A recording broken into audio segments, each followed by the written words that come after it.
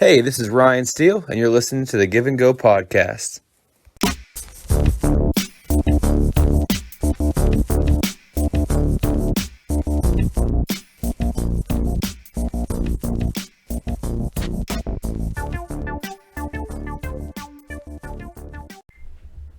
Welcome back to the Give and Go Basketball Podcast. Looky, I got both Ben Sperry and Ryan Steele with me here.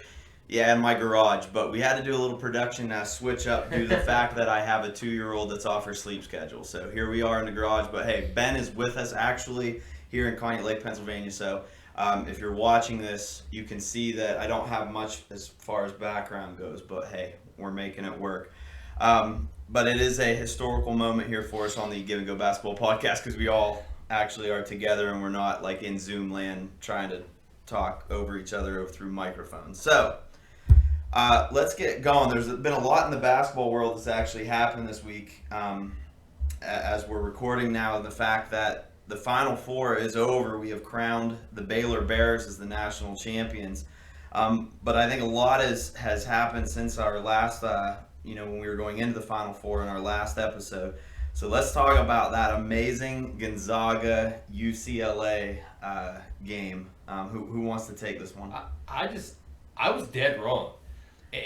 I said during our last pod that if Gonzaga plays their A game, nobody has a chance. Mm-hmm. They played their A game against UCLA, and they had them right there where they wanted them.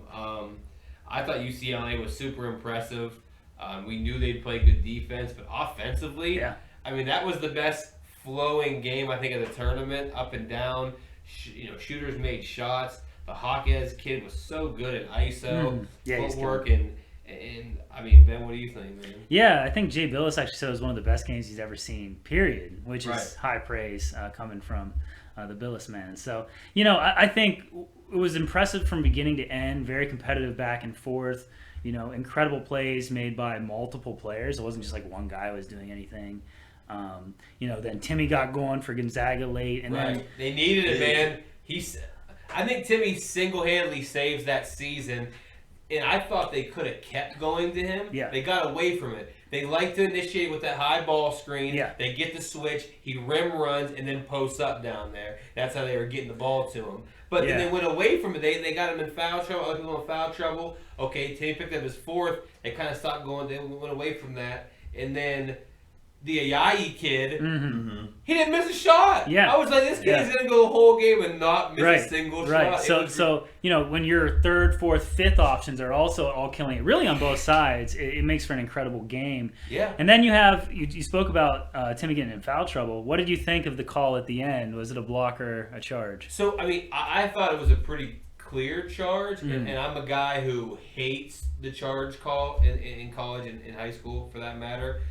I thought it was a good call, and I thought such a gutsy play. Yeah. Because most guys, if anything, they're going to try the straight up thing. They're going to try to jump straight up, verticality, or they're going to try to block it.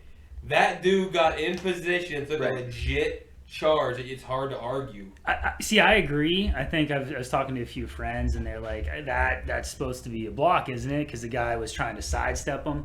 To me, if you're set, it shouldn't matter what the offensive player is trying to do. And I think that's what the refs got right about it, is that he was set. Just because the offensive player tried to, the last second, do a Euro, doesn't automatically make it into a block. So I thought it was the right call as well. And an incredible moment, right? Because now we're going into overtime. Well, because it's one thing to say you tried to sidestep him or you sidestep him. Mm-hmm. Like, just because I tried to, that doesn't mean he got around him. The brunt of his force was into Timmy's body. Right. So, but the whole game was so good. I mean, from the beginning, Juzang was hot early. The Tiger Campbell kid hit some crazy, just crafty shots down the stretch. The Riley kid, what was his name? Cody Riley for the UCLA, the big man. That whole second half, that kid hit like 4 jumpers. They say he doesn't even shoot jump shots. I mean, that's how good that game was. Like when you said the fourth and fifth options on each team are playing, they're all like you don't get games in college that often. Right. Like a random regular season game, you'll get like that, but for a chance to go to the chip, we get that game, and then take us to double overtime. Right. And then you have the incredible end, which is a shot from near half court. After another incredible shot. After Juzang looked like he saved the season. Right, by an offensive rebound putback. The camera's literally on his brother in the stands, and all of a sudden, what just happened? We lost. It's over. He takes 3 or 4 good dribbles, I think it was, got across half, and then he banks it in. And it looked good from the moment it left his hand. It really did. And I don't know if it's just me, but sometimes it feels like this happens more when you watch college basketball. Like the random last second half quarter goes in. Probably doesn't statistically, but when it left his hands, I was like, that's in. It looked good. And if sure enough he hits it, he gets to jump on the scores table. Okay, 2 things real quick about that. The Skip Bayless thing was funny that he crapped on it and said, lucky. Okay, cool. Like, does he practice that shot? Probably not. But that kid is a lottery pick, a top 5 pick, and made a basketball play. He got like 4 or 5 strong dribbles, got to a spot, and made a shot. Yeah. The funniest part to me is he jumped on the table and beat his chest to cardboard cutouts. Yeah. You gotta do what you gotta do, right? I mean, hey, live your moment, live your moment. Subs, but that's what he said too. He wanted to live his moment, be like Kobe or Dwayne Wade. Hey, but that was definitely cardboard cutout. It is funny, but he did make a number of spectacular plays throughout that game. Yes. The block dunk into the incredible full court bounce pass was another sequence of events that I thought was pretty spectacular. That was my favorite play of the day. Even as good as Gonzaga was this year, Kispert's going to be an NBA player. Timmy was awesome in that game, saved the season, one of the best big men in college this year. Ayayi was perfect from the floor, good defender, good athlete, the Nemhard kid, the transfer. All those guys are great players. But Suggs as a freshman, just the eye test. He stood out. Yeah. He just stands out. Yeah. Even if he only scored 12, 14 points, he just looks different than all them other guys. And I think he gave them a different gear. Now, they didn't end up finishing the season perfect, like we'll end up talking about here in a second. But I think he did give Gonzaga a different gear than they even normally have, bringing in a ton of veteran talent, a lot of international talent. They now brought in a guy that, and we don't know if he's going to declare for the NBA or not for sure after this year, but a true blue future NBA basketball player. If he wants to declare, he's going to be a top 5 pick. And he was, for sure. He looked like it when the moments were big. Now, what do you think happened in the national championship game? Because I think coming in, I think we both would have said, or I think a lot of people would have said. I have an answer to this one. Yeah. But here's my thing. I in full disclosure, I have to admit this to the both of you that I did not watch either games. I did not watch Gonzaga versus UCLA. If you're old man, you fell asleep. Well, and that's what ended up happening. And I must again, I say, my daughter is off her sleep cycle, so my brother was up this weekend visiting from Virginia, and so we were over there all day. My daughter's playing with my nephews. We were all so. We bring her home, she won't go to sleep, and I'm like, girl, you got to go to sleep so Daddy can watch the basketball, So I go lay her down, and I have to lay down next to her, and boom, I fell asleep. Both nights, so I missed both games. But I did watch highlights and recaps, and watched all the the analysts recapping it, and I think that Baylor dominated. I don't think that Gonzaga played bad. I think Baylor just dominated. I think Baylor played just unbelievably crazy good. They did, but here's the thing. I thought, okay, it's tough when you get buzzsaw to start a game. Baylor comes out, just starts hitting perimeter shots to start. Okay, and they weren't bad looks. They weren't wide open, but they were okay looks, and they make them though. Gonzaga, I don't think, had seen any sort of defense like Baylor. Mm-hmm. They had guards that fly around. Davion Mitchell, hands down, is one of the best defensive guards I've ever seen in college basketball. Yeah. I mean, he is belly to belly, and you don't go. I mean, Gonzaga has good guards. Nemhard looked shook from the jump. He struggled. Yeah. He really struggled. Then I think the issue that really hurt him early was Suggs picks up 2 fouls in the first 4 minutes. Mm-hmm. And the one was questionable, one was a good call. He goes to the bench. Now the guy that can match Baylor's athleticism for you is out. And now Baylor on the offensive end, and we just talked about Timmy, how good he was. They really exposed him defensively in that game. What they did, 4 out, 1 in, high pick and roll. If they would just get the switch with Timmy, and it was barbecue chicken. I mean, they would back him up, jumper. Back him up, jumper. And they try to take the shooters away, they have a rim run wide open. Well, not only that, but I want to give a shout out, and I hate the fact that I've already forgotten the big boy's name, but that Jack dude from Baylor grabbed like 6, 7 offensive rebounds. Vital.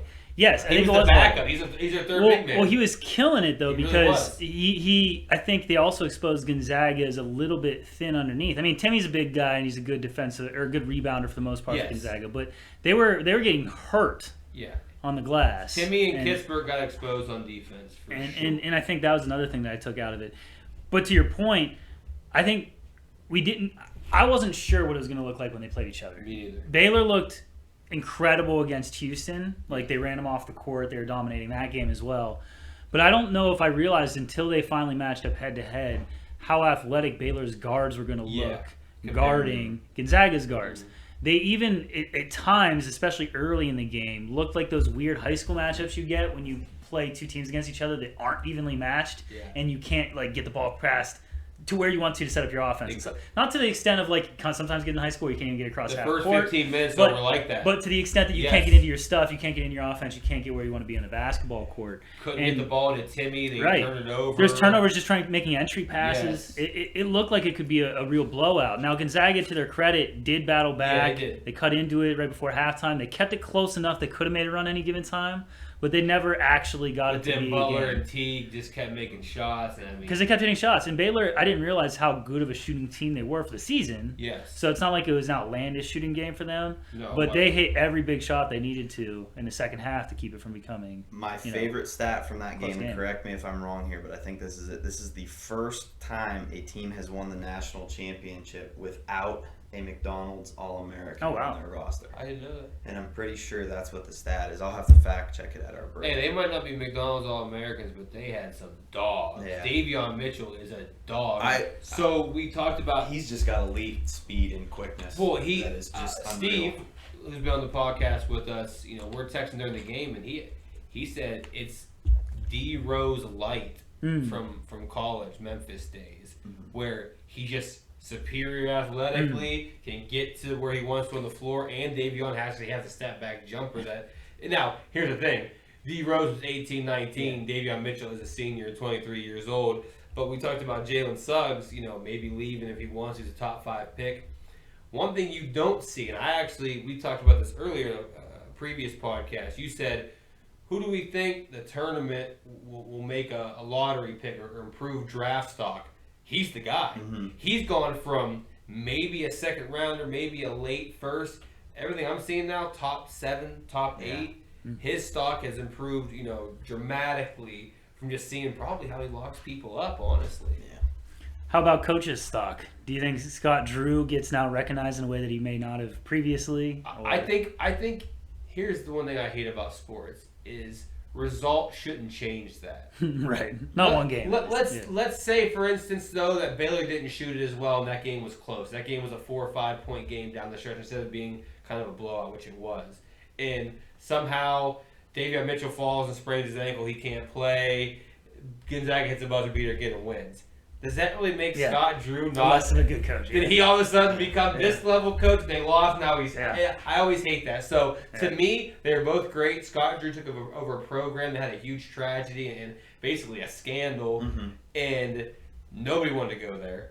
And he's churned out, NBA players over and over and over again. Got them to the tournament. They're power now. They won a national championship. I mean. His stock obviously is through the roof, and Mark Few. I mean, what can you say? He's a legend, pretty much. Yeah, doesn't really change. And that's what I was gonna. And that's what was gonna be my next question was, where do we eye Mark Few in that now? Because he was in the national championship game in 2017. Yep. He had an undefeated team going into the national championship game now, and he's got one of the projected. Now hasn't happened yet, but could have one of the top projected recruiting classes coming in again next year, depending on who all leaves, from his squad this year. Now, I think you can rule Suggs is going, and maybe Kispert's gone. Yeah. So, but he's the front runner to land Chet Holmgren. That'll be interesting. There's rumor that they're the front runner to get Walker Kessler from North Carolina.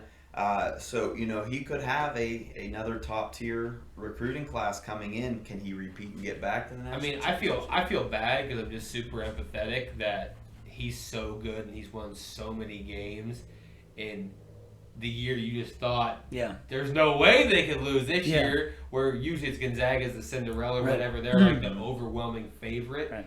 And to just it really sucks because I've been there as a fan of, at least, of a team that you're in a national championship game or a big time game and it seemed over within the first 6 minutes. Yeah. It just didn't feel, even though maybe they were down 12 or something, it just didn't feel like they belonged with Baylor on the court, really. I mean, so I did think late in the first half when they made a little run right before halftime that I actually think I texted this. I was like, I think Gonzaga's going to make the comeback in the second half as long as Suggs stays out of foul trouble. But I agree with you, because I thought because the Thamba kid and the Chua, the two bigs that they just kind of rotate in and out, the rim runner kids, the good defenders, they both got in foul trouble. Yep. But that Vital kid came in. He kept having offensive rebounds. So Gonzaga finally started stringing together stops, and they were throwing junk defenses out. They were extending the zone way out, trying to just defend this, because they couldn't do it man to man. Right. There was no chance they had going man to man. Baylor got whatever they wanted. They started, but he grabbed like 11 rebounds. Killed him. In like 18 or 20 minutes. It was nuts. And in other words, so like Few tried to make his adjustments. He tried to make it happen. And I guess what I just wanted to finish up with this thought is I think it is true we unfairly do this both to players and coaches. They have incredible success, but if they don't win a championship, then they're not validated as all-time greats. Mm-hmm. Well, the simple truth is, Mark Few took a Gonzaga program and made him now into a national powerhouse. Yeah. What they really missed was not only a chance for validation, whatever that means. What they really missed is a chance to say they're one of the greatest college basketball teams of all time. Yes. If they just even finish out the game, they don't even have to dominate Baylor. If they just finish out and win another game and end the season unbeaten, they go down in history as one of the Pantheon teams. Yep. And, so and Few is the coach of that Pantheon team. So, I mean, it sucks that he's not validated. But the truth is, the difference of, I don't even remember how much they lost by in the end, 12 points, but for whatever amount of points. They go 16. Does that actually make him less of the all-time great coach that he really is? And I don't think so, but I do recognize that some people think that it's only those big moments. The big moments are what determine if you're the true greats. Yeah. And I don't know.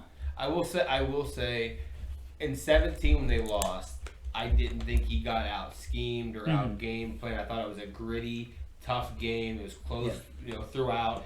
They didn't shoot well to begin. Neither team did. They finally kind of found the rhythm. It was a defensive game. Yeah.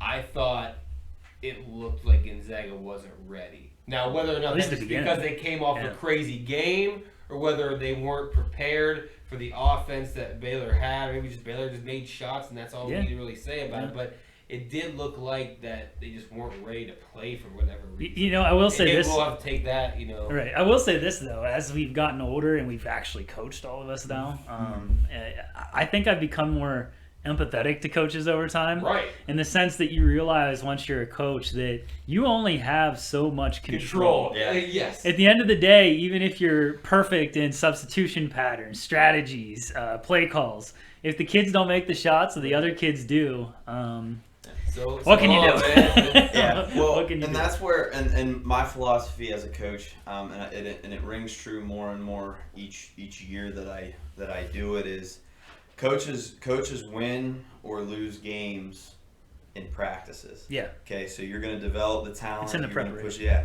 And then players are going to win or lose the games in the games and themselves, and then. Again, Roy Williams said it, players win games, coaches lose them. And I think that's where it comes down to. If you don't have the teams prepped in practices, that's on the coach. But that's just my thought. I do agree. I would probably put it like a percentage. I'd say probably at least 3/4 of what coaches do is in player development and preparation. Mm-hmm. I'll give at least a quarter, maybe a little less, to game time decisions. Because, you can't make some boneheaded adjustments or a great call in the other way that gives your team the opportunity to win. But I do agree that I think a lot of what coaches do is in the player development and the preparation, and when you're talking about the college level and some high school programs as well, the recruitment, right? Like if you get the players in, you're going to have a lot more success just off that. Okay, well, real quick before we go to break here, let's take it back to Suggs's shot off the at the buzzer. Let's talk about the greatest buzzer beaters in college basketball history or March Madness history or whatever you want to call it. Well, in terms of probably the most meaningful, big-time game-winning shots in college basketball That's history. up there. It's got to be among the top Mount three, Rushmore, right? probably. Top 3 or 4, right? And I think the other ones that are going to be in the conversation is Leitner's over against Kentucky, and then Villanova over UConn there with Chris. UNC. I sorry. wish it was Chris, UConn. it was Chris. Yeah. What was his again? Chris Jenkins. Chris Jenkins. Jenkins. I was gonna say Jenner, and then I was like, that ain't right. No, that's not right. Chris not Jenkins. right. Chris Jenkins Over yes. UNC. So I mean, those are probably the top 3 that I can think of that were definitely Final Four national championship. But there's a few others. Tyus Edney's big shot for UCLA. I mean, there's been a ton of buzzer beaters. I just don't in that round. Different. It's That one level. thing, what was the kid? Bryce Drew for Valpo back in the day, the full court pass and the 3. Who coached that team? His Scott's dad, right? Yeah. Scott Drew, yeah. So there, I don't know if there's any bigger than Leitner, Chris Jenkins, and now the Suggs. Yeah. Off the top of my head, I can't. NC State when they won. With, I was trying to think when they Jimmy V. Yes. Now, were they tied or up or down at that time? That's a good question. Fact check. I wasn't born, so it's I know, tough for me right? to exactly remember. I know, right? And there's also Jordan's, but it wasn't a buzzer beater. Jordan for UNC over Georgetown. It wasn't a buzzer beater, but it was a game winner. I think I would take Jordan's over Suggs. The excitement level was crazy because it's, and the same with Chris Jenkins it's a walk-off. Yeah. It's a true buzzer beater. George wasn't a buzzer beater, but I mean, it was a national championship game. Well, Leitner's was a buzzer beater too, right? Leitner's was a buzzer beater too. It was tied when Lorenzo Charles dunked that ball. So I mean, that's probably Was that against who? it Houston? too. Who was that Houston, against? yeah. So that's got to be it too then. So I mean, if you had to rank them, I mean, I think this one's among the greatest. But if you think about just in matter of importance, the one thing that might differentiate, say, the Leitner shot, is they're down Season's one. over. Yeah, like Duke's gonna lose the game if he doesn't hit that. They shot. don't make that pass on the money, and he doesn't turn and hit that shot. To be fair, the pass is almost as impressive crazy. as the shot on that one, Crazy. and the presence of mind that he had time to make a fake and a dribble and a turnaround. I just feel like nowadays the athletes are too good where there's no way that pass gets it out of somebody. Also, low key, is it kind of like a weird coaching decision to even allow that to happen? Like, why don't you just play like prevent defense and not allow that even to get Stack through? a few guys instead of being straight up man to man on everybody. But but nonetheless, that shot's incredible because of the moment being down one. This one, I mean, they're tied, so the worst that's going to happen is another overtime. That's true of some of these other ones we mentioned. But now Timmy's got 4 fouls. That's who true. knows? That is true. Juzang's hot. So certainly among the top 2 or 3, but we don't know if it's necessarily greater than the Leitner shot. You decide. For yourself. You decide. Let us know. Hey, if we missed the shot, you let us know. Hey, we're gonna go ahead and take our first break. When we get back, we're gonna talk about 3 quarters into the NBA season. All 3 of us together here in this Give and Go Basketball podcast. We'll be right back. Thanks for listening to the Give and Go Basketball podcast. Hey, this is the Give and Go Basketball podcast. We are all in one location. Ben Sperry, Ryan Steele to my right. We are at the NBA 3-quarter mark, or actually past the NBA 3-quarter mark. So we're winding down, about ready to roll into the playoffs here. Ryan, give me some thoughts. Well, like me and Ben were discussing off air, the really good teams are starting to kind of separate themselves from those middle tier contender teams. And it kind of at the head of that right now, surprisingly enough, for this season is the Suns. Just playing crazy. Kind of a 3-headed monster, maybe you could call it, with Ayton and Booker and Chris Paul. They're about, as we do this right now, they're like 1 game out of the best record in the league. And I mean, look, they were great in the bubble last year. Like we saw, they did win 8-0 or something. They were hands down remarkable in the bubble last year. I don't think many thought they would be this good. You saw the uptick. Yeah. You did. But, you lose Kelly Oubre, who was great for them in the bubble last year.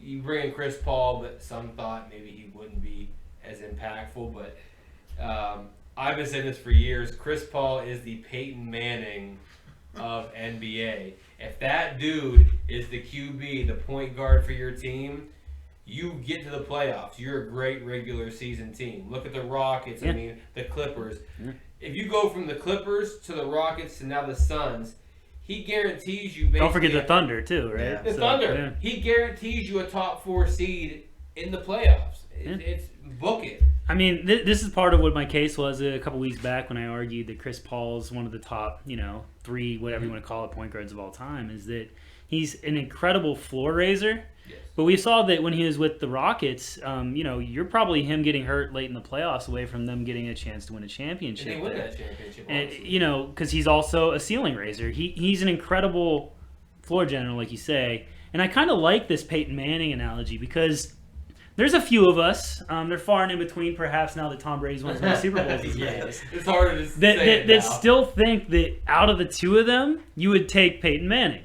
Now, the case against it is obviously, and we mentioned this kind of when we talked about college basketball, Tom Brady's always won the big ones, right? He's won so many big ones now. He's got to so many big ones now. It's hard to deny his historical importance. And maybe that's fair. And I'm not going to actually say that Peyton Manning was a better quarterback than Tom Brady because this isn't a football podcast anyways. But what I am going to say is if you want a guy that's just going to maximize your talent, I don't know if you can possibly go wrong with Peyton Manning. I think it's very much the same with Chris Paul. He helps every team he goes on become its very best version. Right. Now, he changes how you play. He might slow it down a little bit because he likes to run half court. But he's going to make you so much more efficient. He's such a great defender, even as an older player, because he's so smart, that he just makes your team better. And I really like how good the Suns are. And he's a killer still. Like, they beat the Jazz early this week in a matchup with the top 2 teams in the West and really maybe the league in terms of record. And he went off. He down the stretch of that game, he carried them as much as Booker did to that victory. Incredible in the mid-range. He still gets that spot. He gets to his spot in the mid-range. He gets to his spots. He's incredibly physical off the pick and roll. He's really taking snaking around the screen to a level that I couldn't imagine it even being. Yeah. And he's so dominant in his ability to be a facilitator in the high pick and roll that, they're a great team. But you're right. The Jazz have been hot. The Suns have been hot. The Nuggets have been hot. In the East, Brooklyn's been hot even without all their injuries and getting guys back at different times. And they're only going to get better. I think the top teams, and we'll see if the Lakers, how far they fall without their top 2 guys. But the top teams are really rising to the top right now. And it'll be interesting to see if even Philly, with now that Embiid's healthy, can keep up with Brooklyn. If these other teams that aren't really, I think the Clippers, Nuggets, Suns, and the Jazz in the West can keep up, because those teams are starting to look like they're the clear favorites until at least LeBron and AD get back. Yeah, but even with them back, I mean, they're now one injury away from they have no shot. Yeah. You look at Brooklyn and what they did without KD. I feel like if one of those 3 goes down, they still look like a favorite to get to the finals. The Lakers, the margin for error is so slim. Mm-hmm. If LeBron and AD don't go off every game, you're in trouble. Because it looks like the top 4 teams in the West are actually, you can make an argument for Brooklyn and Philly, but aside from those 2 teams, I can't think of any team better in the league than the top 4 teams in the West, right? Mm-hmm. So the balance is just there with those teams compared to what the Lakers are currently. I mean, Kuzma's out as well, but he hasn't been that great this year. Teams pulling away. Basically, the playoff race is going to continue until we get to the end of the season. Another big thing I thought was the Drew Holiday signing with the Bucks. An organization that doesn't really sign people like that, especially middle of the season, and a guy of Drew Holiday's stature. And I'm not saying he's a superstar, but a piece that if you want to keep Giannis long term, does that sway him to stay? Is Drew Holiday a big enough piece for you to say, okay, hey, We got Drew. We got Chris Middleton. If you're the best player in the league, we got enough here for you, big boy. Let's finish it out. So I think it's a move that says you should stay more than anything. Drew Holiday's like one of those guys that's right outside the All-Star tier, flirts with it. But what he is he's one of the best defensive guards, perimeter defending players in the league, and one of the most respected by the players in the league. Like you'll hear from like guys like Dan Lillard, some of these other dudes will say like, no, that's the hardest guy to go up against night to night in terms of what they're going to bring on the defensive end, as well as being able to score and play on the offensive end. So, yeah, Drew Holiday's a very key player. But I think it's all about keeping Giannis, because if you lose Giannis, I don't know if Drew Holiday and Chris Middleton are enough to make you they're obviously a contender. Not, but look at before Drew Holiday. I mean, so Chris Middleton, he panned out. He made a trade when he wasn't that great of a player for Detroit, and now he's turned into an all-star. Great. Outside of him, you got a bunch of guys who are good players, but they're strictly role players. And they fit into where they are in the pecking order with that team, right? So, like, you have Giannis being able – you need floor spacers around him, and they can fit into those roles. So. And now, I mean, I think they're a team right now. We talk about, Brooklyn and Philly from the East, the 4 best teams in the West. The Bucks, and I think they might like it, they're so overlooked right now.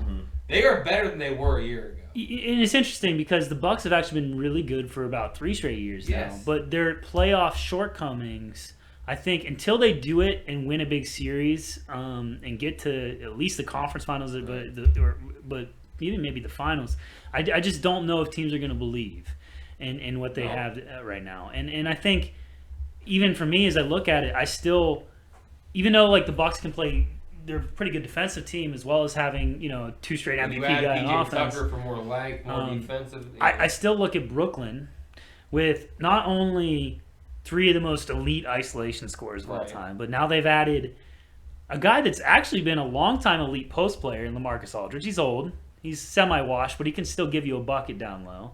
You add a Blake Griffin who can still finish, even if he's not what he was 3 or 4 years ago. He's still a very, very good player. And you got a guy like Joe Harris having an all-timer season in terms of shooting the ball.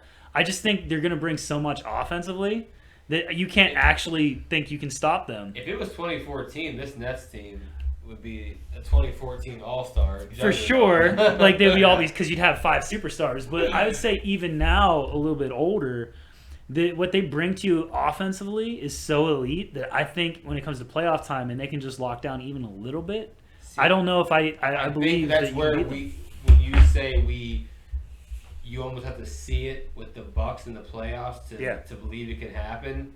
I feel like we've seen a big enough sample size from the Nets this year to know they're not going to bring it. Maybe they don't need to bring it defensively that well. They don't need to hold you to 100. They need to hold you 115 because they got so much offense. But when you look at now a Bucks team that Giannis can now guard KD, Drew Holiday can guard Kyrie. PJ Tucker can now try to guard James Harden. See, I don't know. To me, that's still not enough. You can guard 2 out of 3. I don't know if even Tucker has the foot speed at this point in his career. Tucker, you got other guys you can throw out. I'm just saying. Maybe. I don't know many other teams in the East that can say we got. They can match up. If you got Giannis and Drew Holiday, 2 of the best defensive guys in the league, I would take my chance with that compared to what most teams are going to. That is true. That's true. But I still think like the advantage of even say Durant versus Giannis, which I mean, look, Giannis has been 2 straight MVPs, Defensive Player of the Year. The difference is KD can give you 3 levels of scoring, whereas it still feels like with Giannis, the part of the struggles in the playoffs comes from the fact that he's not really more than maybe a 1.5 level scorer. Yes. And when you can load up and wall up the defense to kind of stop that. Like, it's just a different scenario when KD can give it to you from any level you want it on. Correct. But I guess my point is, with the Heat, who were the team that eliminated them last year, you have a guy in Bam Adebayo and Iguodala who can go on an island. They can guard. Now, Giannis is still going to get his because he's a freak of nature. He is the Greek freak. But you feel comfortable, okay, he can guard them one-on-one. We'll load up strong side. We can get the shooters, what we have to do. If you put Giannis at the 4 or the 5, and now Blake or LaMarcus has to guard Giannis, that's true. and we got 4 shooters out there, I'm just saying to me, what worked against the Heat last year was they put Giannis at the free throw line and they posted him up there. You got 2 corners, 2 wings. If the help comes, it has to come from far, and he just kicked out. Can Blake or LaMarcus shut him down? You know, or I mean, it's DeAndre, but they're not that kind of defender. Yeah. To guard a Giannis. So I mean, that's true. It does become a game of matchups. Let me pose this question to you. So, long shots. You mentioned the Heat knocking the Bucks last year. Out in the bubble. So the Heat, kind of, you could consider them a long shot to win it, and they were able to knock off one of the best teams in the East, and that's the Bucks. So outside of the 4 top teams in the West, out of the the 2 in the East, Philly, the top Nets, 3 are clear, and the rest are just kind of right. Yeah. Who do you think is a long shot to get into the playoffs and make some noise and maybe even pull a Miami a little bit and make it to the NBA championship? I'm not asking for predictions because I know you're not a predictions guy. I got 2 actually, and I'll let you talk about probably Miami in a second, right? Go ahead. But I got 2 out of the West. I think Dallas, who's been extremely hot in the last couple weeks, is a threat to win a first-round matchup, even against a great team. It depends on the matchup, but if you're the Suns and you end up the 2 seed because you can't overtake the Utah, and the Mavs end up the 7 seed, let's just say, that is not a matchup, right? But that's neither one of those are matchups you actually want in the first round. Yes. You don't want any business with Luka for 7 games if he's hot. Chris Paul and Jay Crowder are the only guys really on your team that have that playoff experience. And Luka got his chops busted a little bit last year, but he was awesome. They just weren't able to overcome it. KP got hurt. But I think Dallas could be dangerous. So Dallas, in the first round I can see Dallas. My second one, and again, it's somewhat matchup dependent, but a healthy Portland Trailblazers team to me could win a round, maybe even sneak a second one. They've done it before. Yes. Like, let's not forget, like, they've never really been a true threat to maybe go to the finals. finals. They had a bad matchup last year in the first round too with the Lakers. That was a bad matchup. And they still came in hot. But like, they're finally getting fully healthy. They're getting Nurkic back. They're getting CJ going again. They got the Norm coming over, and Dame Lillard's just so nasty. I could see a series, and maybe even 2, because they've done it before, where Dame and CJ get hot, and you can't actually stop them. And that might be enough to swing, especially in certain matchups, entire series their way. So those are the 2 teams that I'd say are the watch-out teams in the West. Now, can they get all the way to the finals? Because there's so many good Western teams, including the Lakers if they're healthy. We're talking about 5 legitimate, finals contenders, in my opinion, or at least threats to get to the finals. They're definitely threats. I would say Portland still, if they get hot, man, they're so good. Yeah.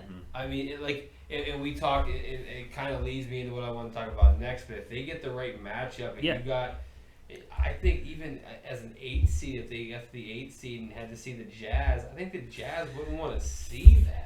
I mean, look, the Jazz have proved it throughout the season. If they end up being the 1 seed, they've got there. But if you just told me it's Jazz versus Blazers, that's toss up to me. Is it really like the Jazz are so much better, especially if the Blazers are now healthy and they get hot? I don't know. And they got shooters everywhere. I don't know. I guess I would agree with those teams to an extent. I think Dallas is cool. I don't know if they have enough. I mean, Luka's awesome, obviously, but KP wasn't great in the playoffs last year. If he's great, then they have a shot. In the East, I don't know, man. I just think from 4 through 10 they're all kind of close. I mean, I'm a bit of a homer with the Heat, but I think with the Heat finally getting healthy, they've won 4 out of the last 5.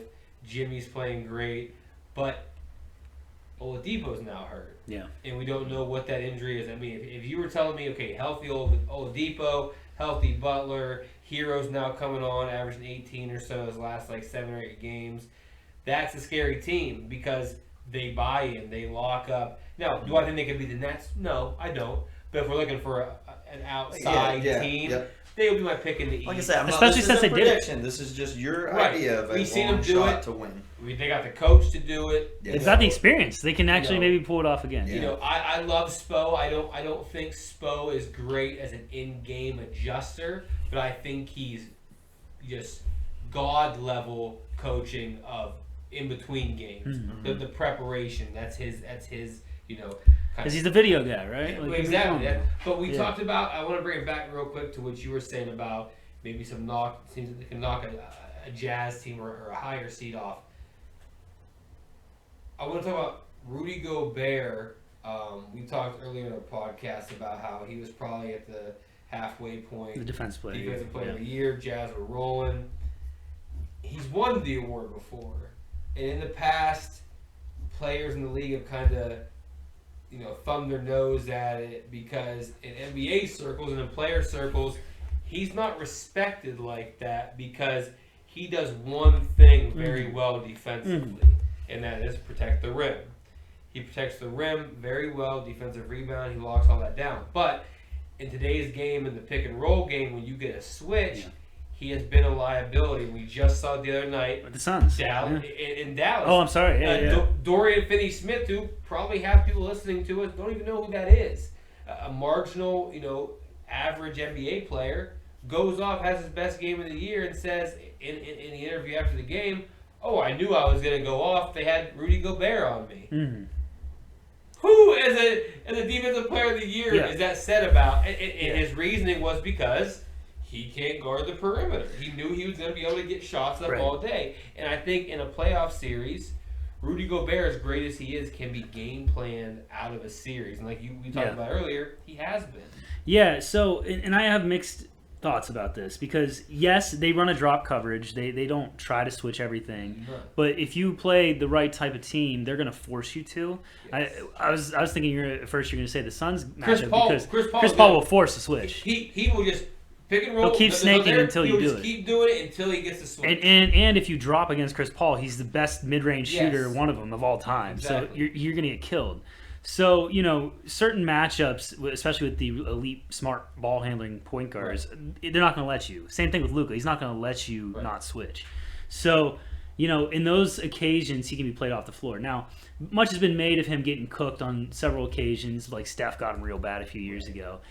He's not necessarily, he's not on like Bam Adebayo's level, but he's not the worst center switcher of all time or anything like that. He's actually okay because he has so much length. But you're right. And I think what we gave short shrift to when we had the defensive player of the year conversation is where the league is now. Maybe a guy like Ben Simmons, who can literally play switchable style and guard almost anybody and do it at an elite level, is more of an impactful defender than even the traditional cut off the paint big, which has been who wins these awards. But Ben Simmons and Bam Adebayo were going to be my examples. To me, they are better defenders. Maybe more impactful because they can do it. Exactly. Yeah. When you can guard guards, and then you gotta switch, and we're fine. Everybody stay where they're at. I got him, and you can contest and get a rebound and run. So if we say he's A++ as a rim defender, but he's only a D- as a perimeter defender. But then you got Ben Simmons, like you said, interior holds it down, defensive rebounds holds it down. He's A's or B's and everything. Exactly, he holds everything down for you. He's physical defensively. He can block shots, get in lanes.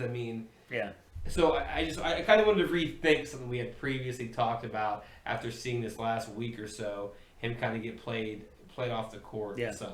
Yeah. Any other thoughts? NBA. 3/4 of the way through. So, we did mention some of the acquisitions the Nets made and how they seem to be panning out. Some of the other acquisitions we're only starting to see some early returns on, like the Blazers getting Norm. I do want to shout out, even though he hasn't gone off for a bunch of points or anything, the Nuggets look like a very complete team with Aaron Gordon. It just seems like he's showing that he can be a really good, big wing defender. Maybe we didn't know he was that because he played in Orlando. We didn't watch him play. But he's getting the easiest baskets of his life on cuts right now because Jokic is so elite at passing. It just seems like they have a very complete team, and I kind of ride this Jokic bandwagon, so take it for what you will. But I think the Nuggets are just very, very dangerous. And they've been, like we talked about earlier, they've been doing it without Jamal Murray recently. So they could just keep rolling even without one of the, probably their second best player. But with your favorite backup point guard in the league, I will say, my man Morris, Monty Morris. Morris, man, he is one of the best. Honestly, he could be a starter on the team. He will be. They've been starting Barton, but I think you could start him alongside Murray. Because you got enough Martin's size. So versatile, though, where you can play him at any position. But you got 2 giant wings with Gordon and MPJ in there that you can almost play 2 small guards.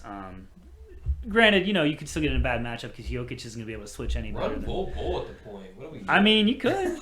You could have the weirdest team of all time. Run with Murray hurt, and if you watch way too much League Pass, like some people do, Jokic has actually brought the ball up the court an exceedingly large amount, and they bring in Bol when they get up big, and Bol will hit step back threes. So why not just play all centers? But that's kind of like the next evolution. When you got now we don't consider Giannis a center, even though he's a lot of times the tallest guy on the floor for them. He brings it up. Jokic brings it up. Bam Adebayo for the Heat brings it up. There's tons of those guys now. Draymond will play he did it for years, and bring it up the court. That's just how it is. Well, look at and I think that's kind of more. I can't think of who I'm thinking of right now that's playing college basketball that does that. But like you look at a Chet Holmgren who's he's coming up. He's coming up, and I watch his highlight film and you look at how often he actually is bringing the ball up the floor as a 7-1 center. So something to think about. Yeah. We're gonna take another break and we're gonna wrap this thing up when we come back. This is the Give and Go Basketball Podcast. Thanks for listening to the Give and Go Basketball Podcast. All right, welcome back to the Give and Go Basketball Podcast. We are going to do, before we wrap this up, we are going to do a quick lightning round.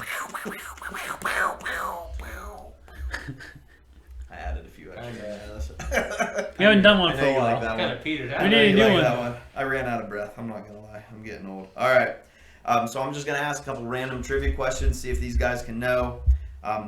Here we go. Which player was the Washington Wizards' second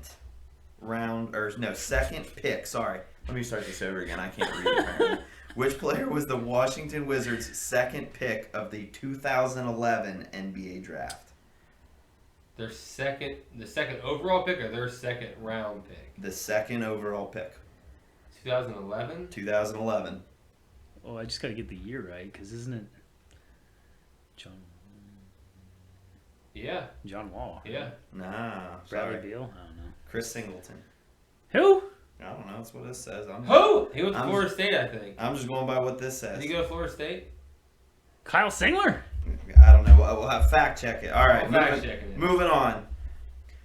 He wasn't the second overall pick. Dude, I'm just reading what this thing says, man. Come on now. I don't remember. I can't remember back that far. We're live fact checking this. Hold on. I got to see this now. It was either second round pick. It says second pick. I go by what this Chris Singleton? Chris Singleton. Right there, basketball. Click that. Click that. There it is. Boom. He was the 18th overall pick. All right, he was the 18th overall pick. But he was their second pick. He was their second pick. That's more reasonable. Hey, I'm just reading what I also this low-key don't remember when John Wall was drafted. It was 2000. It was 2011. I'm pretty sure. Oh well, then that would have made more sense. All right, so we're going with who won the 2016 NBA Slam Dunk Contest. Zach LaVine. Very. That was the one against Aaron Gordon. Florida State. Yeah, you know your stuff. That's weird. Here's one. Blake Griffin's older brother, Taylor Griffin. Oh yeah. Played one season in the NBA for which team? Phoenix Suns. Nicely done. That's weird. Why? You know that stuff with college? Like I know low key terrible players and where they played in the NBA. I thought he got on with the Clippers for a little bit because Blake was there. That's what I was gonna say. Well, there's a bunch of Antetokounmpos or whatever running around the NBA. One for the Lakers, one for the Bucks. Which team beat the Los Angeles Lakers 4-0 to win four games? Oh my God, I can't read. Which team beat the Los Angeles? I'm struggling here, people. Which team beat the Los Angeles Lakers 4-0 to win the 1988-89 NBA championship? We know that. Oh, come on now, Detroit Pistons. Detroit Pistons. There it is. Though, didn't everybody from the Lakers get hurt all at once? Like Magic twisted his ankle and Byron Scott or somebody. No. Ooh, here's a fun one for you. In 2012, NBA superstar Kevin Durant appeared as himself in what children's film? Thunderstruck. Thunderstruck. Let's go. I've heard of that. I mean, it was almost as good as Shazam. Let's just put it like that. That's true. What nickname is Or basketball's Kazam. David Robinson known by? The Admiral. Boom. Yeah. A for Jones. All right. Last one. Got the pass International basketball star Manu Ginobili comes from which nation? Argentina. Argentina. There it is. Well, it's lightning round, so I'm trying to get you guys to answer quickly. You're just over here complaining the whole time. These questions are some bullshit. You guys are making fun of my reading skills and all this stuff. All right, final thoughts. Steele. Final thoughts. I really don't have it. I mean, we same thoughts as last time. Playoff race is going. Kind of what the playoffs they get here, honestly. It's kind of the weirdest part of the year because half the teams that aren't relevant just kind of throw the worst lineups out there, guys you don't know, and they hold players back from playing, so they're terrible. We'll get more interested in playoff seeding. Maybe in the reverse of that, draft order, kind of who you think can get the highest draft pick, stuff like that. And actually, you're seeing a lot if you pay really close attention. There's a lot of blowouts happening right now. Right, bad. In part because of weird back-to-backs, but largely I think it's because of that. The top teams are trying to get high seeds, and the bottom teams are trying to drop out of the playoffs altogether. I mean, the Rockets should just forfeit the season. They are terrible. So that is true. What final thoughts do I have? Watch out for the Yukon Huskies women's team next year because they're going to have Aussie Fudd added to the lineup. And basically bring back everybody. So, there's probably going to be some other good women's teams too, but I just feel like next year Paige is going to redeem herself. Hey, and my final thought of the day is that Chris Singleton went to Florida State and he was the Washington Wizards' second draft pick. But not the second overall. Not the second overall. Yeah. 18th overall, 2011. There's your fun fact. Hey, continue to follow us on Facebook, Instagram, Twitter. Hit those subscribe, hit those likes for us. Be on the lookout. I got yelled at actually the other day. So be on the lookout for an update to our streaming services. We'll get the newer episodes up there for you, so I don't get yelled at anymore. Hey, this is Ben Sperry, Ryan Steele. I am Mitch Reeve. This is the Give and Go Basketball Podcast. We'll see you next week. I'm Ben Sperry, and this was the Give and Go Basketball Podcast.